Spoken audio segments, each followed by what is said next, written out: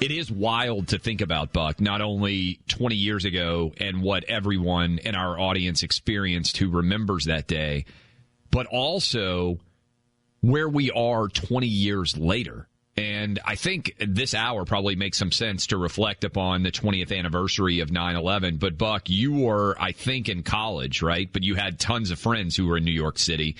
How did you become aware of what was happening that morning?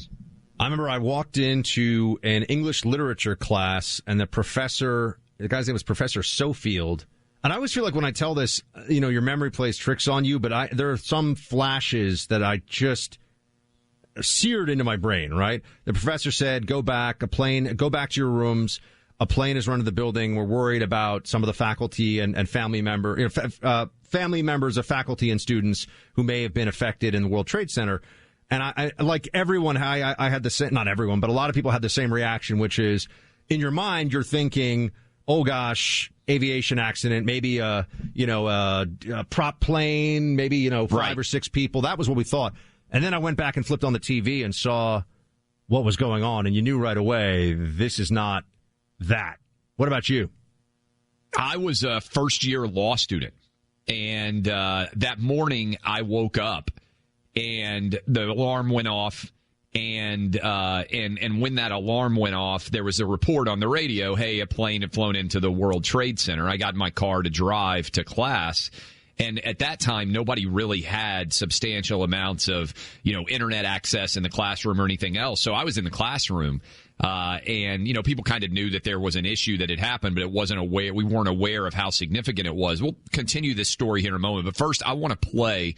Do we have the audio from Bush on the rubble? I want you to hear this because Rudy Giuliani was just talking and telling us about that incident. And I want you to be able to hear George W. Bush in the rubble, the 9/11. Giuliani said he was right at his foot as he put his arm around that retired fire department employee. Here's what that sounded like. I can hear you.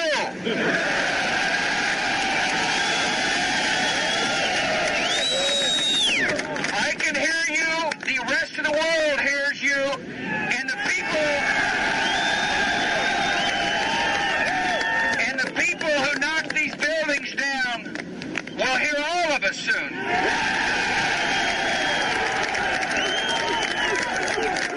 That an iconic moment holding the megaphone, which Rudy Giuliani said that he had passed up to George W. Bush at the time, almost exactly 20 years ago to this day.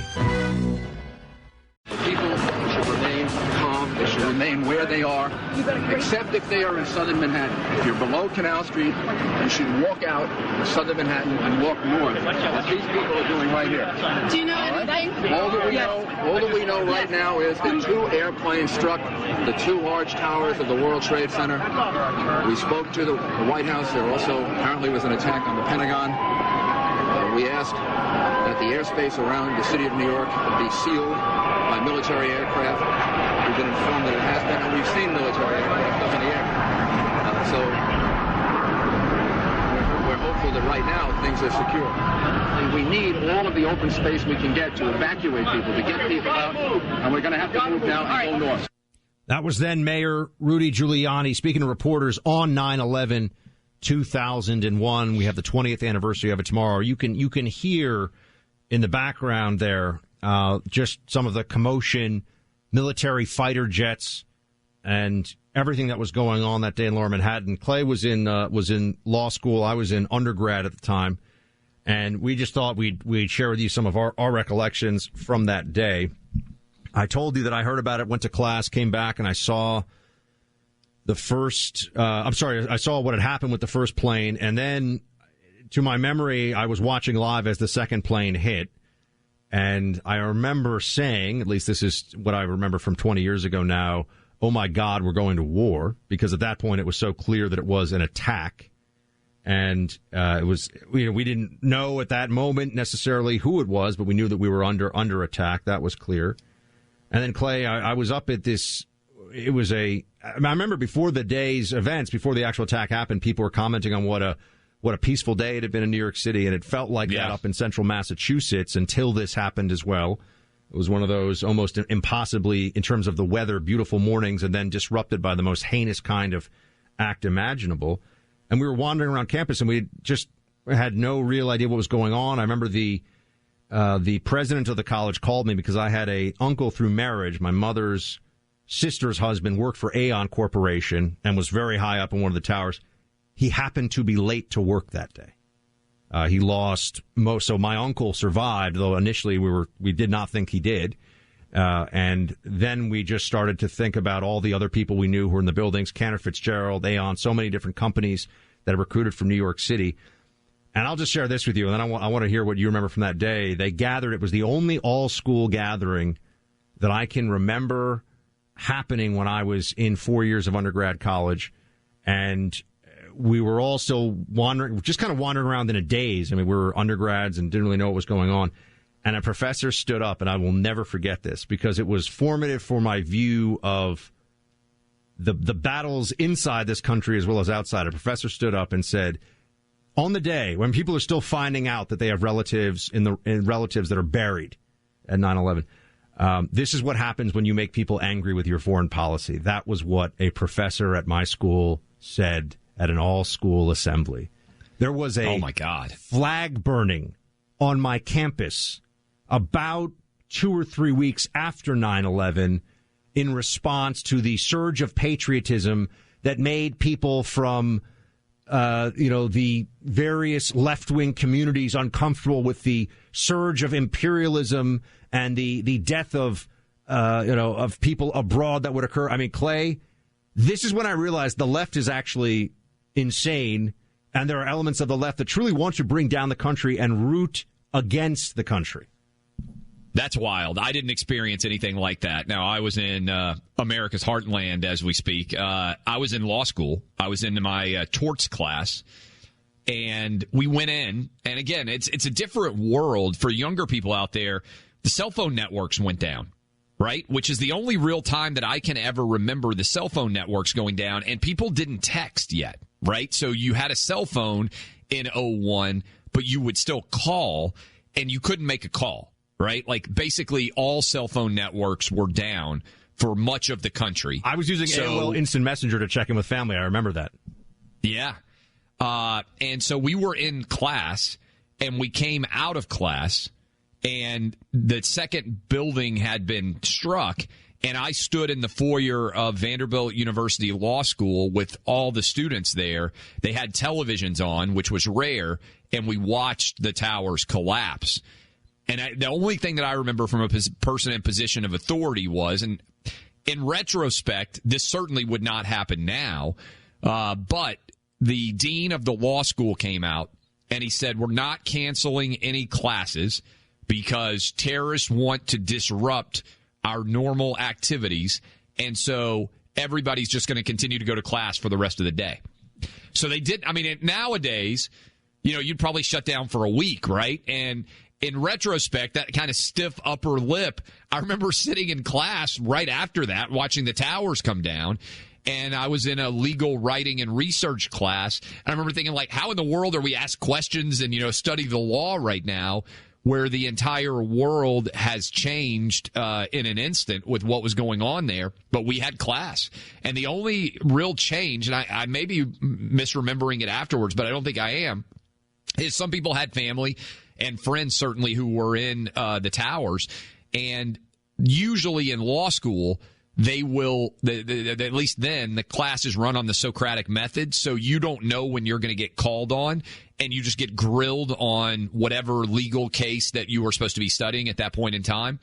For several weeks, they did away with the Socratic method. They didn't want to call on someone who might be grieving with 9/11 related issues. And remember, I was in D.C. for college. So one of my first thoughts was the Pentagon being hit, right? Because I had just left D.C. like a couple of weeks before to go back and start law school. So I still had a ton of friends in D.C. who were panicked and could see the flames from the Pentagon from the rooftop near where George Washington University, where I had gone, and obviously the brave people in Shanksville, Pennsylvania. But the fear was that there was going to be a plane go into the Capitol and also go into the White House.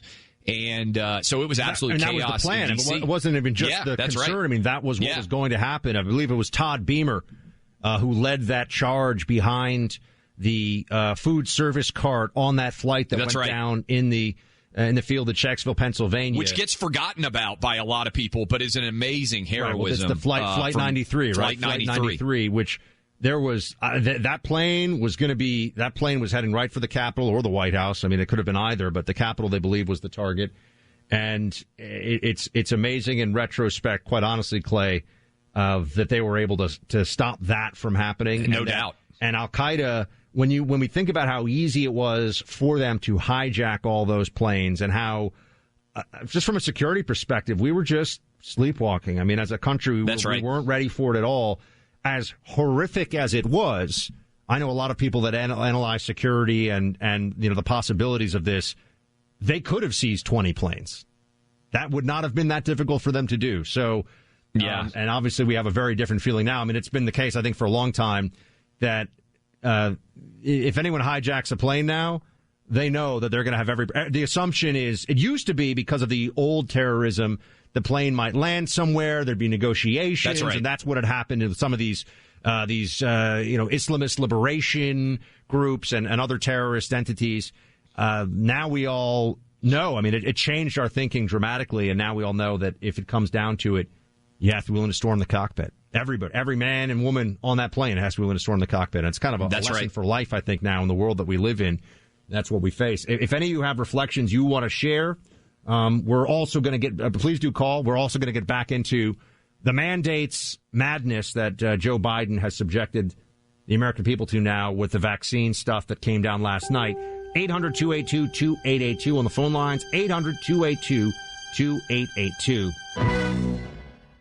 Welcome back to the Clay Travis and Buck Sexton Show. It is Open Line Friday. We said we would take calls, 800-282-2882. Let's get to, we have Ruben in Tulare, California. Is that right?